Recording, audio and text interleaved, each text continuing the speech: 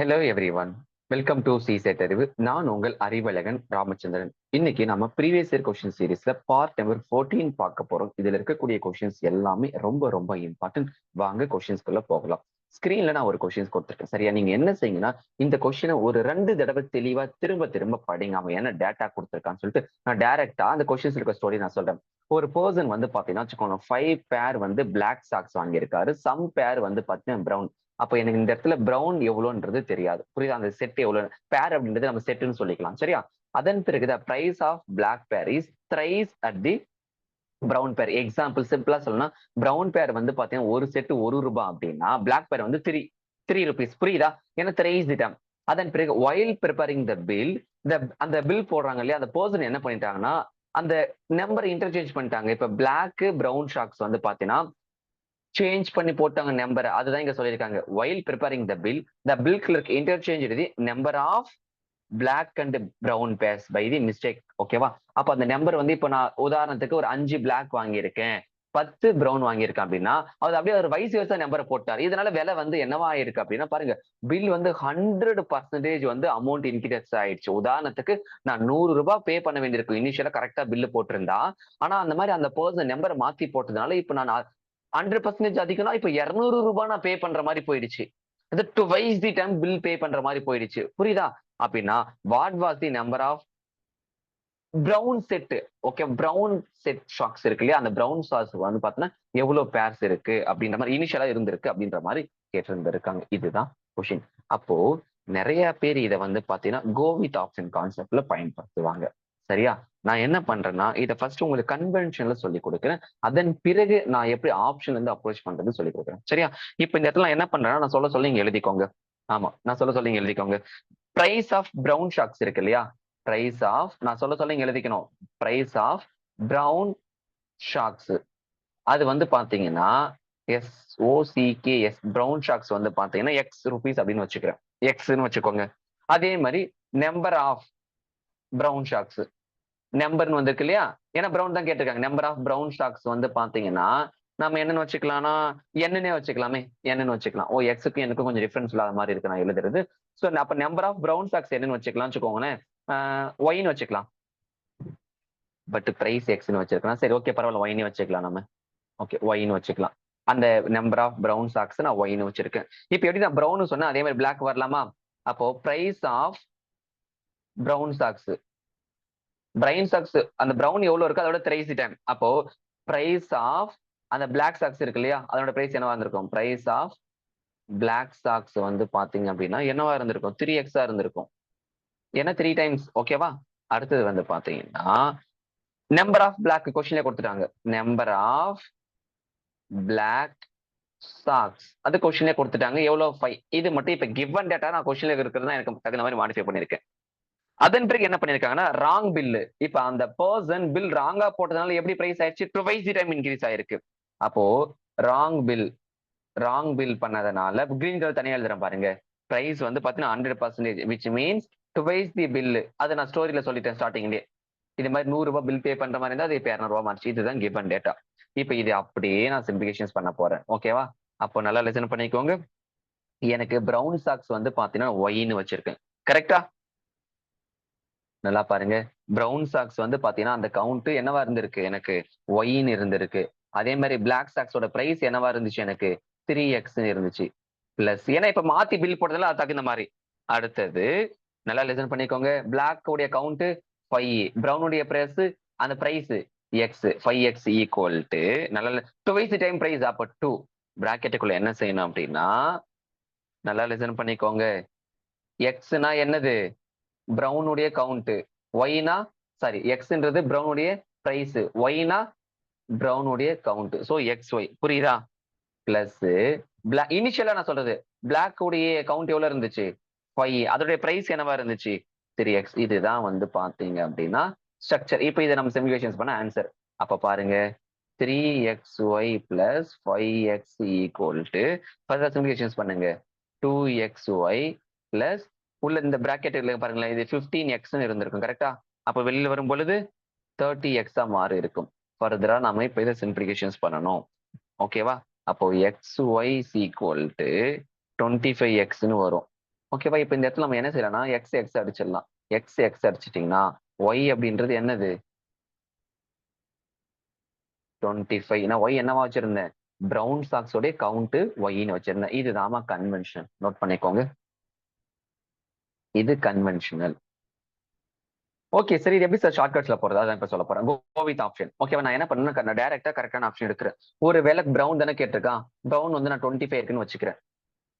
அப்ப நான் அங்க பாருங்க, பிளாக் ஷாக்ஸ் இனிஷியலா கொஸ்டின் கொடுத்துட்டான். பிளாக் அடுத்து பிரவுன். நான் கோ வித் ஆப்ஷன் அப்ரோச் பண்றேன். பிளாக் வந்து பாத்தீங்கன்னா 5 செட் இருக்கான். 5. பிரவுன் வந்து ஆப்ஷன் வந்து நான் எடுக்கிறேன். நான் 25 டைரக்டா எடுக்கிறேன். நீங்க ஒவ்வொரு ஆப்ஷன் செக் பண்ணி பார்க்கணும். அப்ப பிளாக் வந்து 5 இருக்கு, பிரவுன் வந்து பாத்தீங்கன்னா 25 இருக்கு. புரிஞ்சுதா? இப்ப அந்த இடத்துல வந்து பாத்தீங்கன்னா பிரைஸ் என்ன சொல்லியிருக்கான்னா, நல்லா பாருங்க.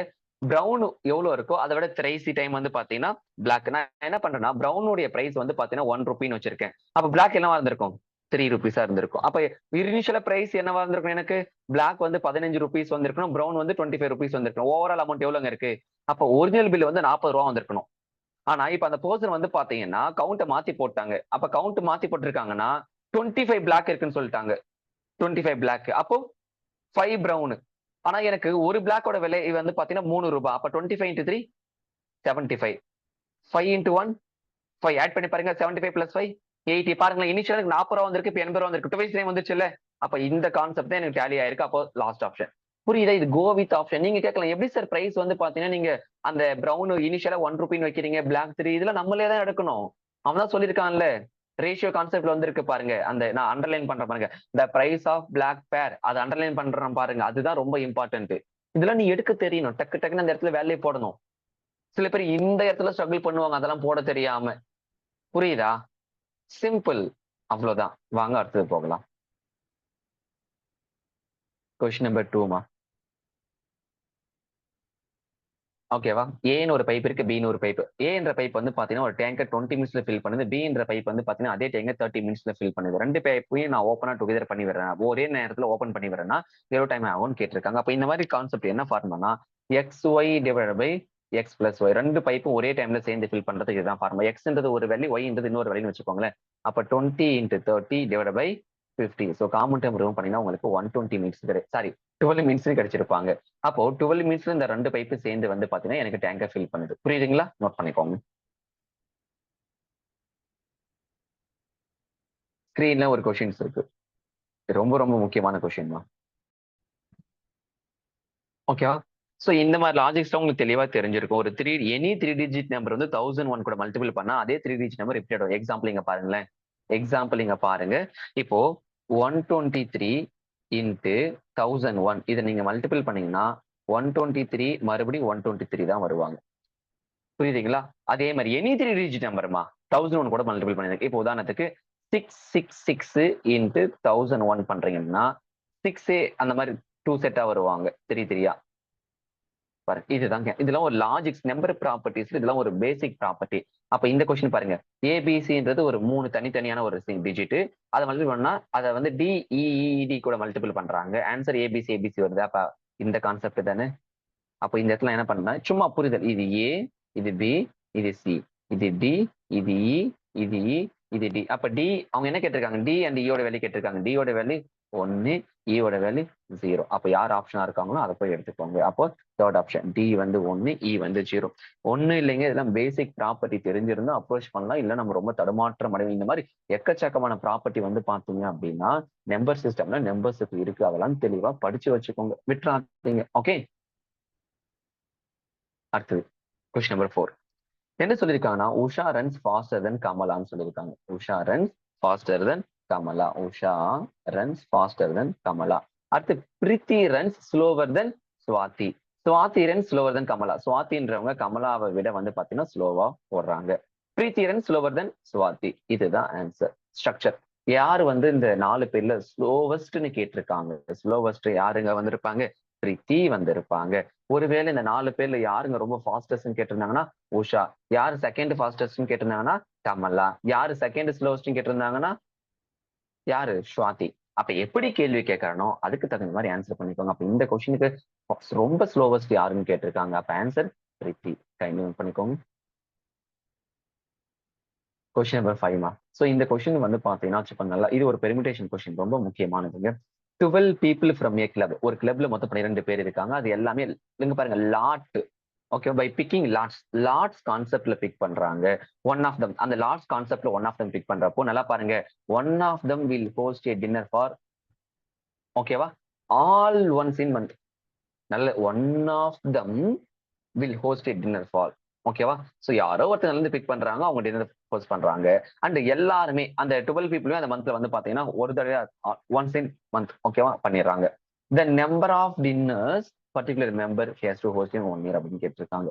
மொத்தமா பாருங்க 12 பீப்புள் இருக்காங்களா. அண்ட் நல்லா பாருங்க, ஸோ ஒரு மாசத்துக்கு ஒருத்தர் அப்படின்ற கேட்டகரியில வந்திருக்காங்க. லாட்ஸ் கான்செப்ட்ல பிக் பண்றாங்க. இப்போ அந்த பர்சன் வந்து பாத்தீங்கன்னா நான் ரிப்பீட்டட் எடுக்கணுமா? இப்போ உதாரணத்துக்கு இப்போ மொத்தம் இங்க பாருங்க 1 2 3 4 4 இந்த மாதிரி 12 பீப்புள் இருக்காங்கம்மா. இப்போ நல்லா பாருங்களேன், the number of dinners a particular member has host in 1 year. இப்போ உதாரணத்துக்கு அவங்க எதுவுமே கண்டிஷன்ஸ் கொடுக்கல. இப்போ உதாரணத்துக்கு ஒரு பர்சன் சூஸ் பண்ணிட்டு மறுபடியும் அவர் வரமாட்டாரு, இல்ல வரலாம் அப்படின்ற மாதிரி எந்த கண்டிஷனும் அவங்க கொடுக்கவே இல்லை. அப்படி எப்படி நான் எக்ஸாக்டா சொல்ல முடியும்? நீங்க சில பேர் என்ன பண்ணீங்க சார், 12 பேர் இருக்காங்க, ஒருத்தர் ஒரு மாசம் வந்திருக்கலாம் அப்படின்னா நீங்க சில பேர் ஆப்ஷன் ஏ போட்டு வருவாங்க 1ன்னு. அது எப்படி நான் என்னால உறுதியா சொல்ல முடியும்? என்ன இது லாட்? ஓகேவா, லாட் மீன்ஸ் லாட்டரி கான்செப்ட்ல சொல்லியிருக்காங்க. ஈச் டைம் சேம் பர்சன்ஸ் கூட வரலாம்ல. ஒரே பர்சனே நான் எடுக்கிறேன், திரும்ப திரும்ப அவரே போய் நான் பிக் பண்ணலாம்ல. அப்ப 12 டைம்ஸ் வரலாம்ல ஆன்சர். என்னால உறுதியா சொல்ல முடியாது. சோ அதனால cannot be predicted. புரிஞ்சுதா? இதெல்லாம் ரொம்ப லாஜிக்கான கொஸ்டின். செம்மையா ட்ராப்ல மாட்டுவீங்க. சோ பெர்முடேஷன் காம்பினேஷன் அவ்வளவு ஈஸியா உங்களுக்கு ஸ்கோர் கொடுக்க மாட்டான். ரொம்ப கவனமா இருக்கணும். சோ இந்த பார்ட் நம்பர் 14ல நாம 5 கொஸ்டின் சால்வ் பண்ணிட்டோம். சோ ப்ராப்பரா பார்த்து நோட்ஸ் எடுத்து வச்சுக்கோங்க. Take care. தேங்க்யூ.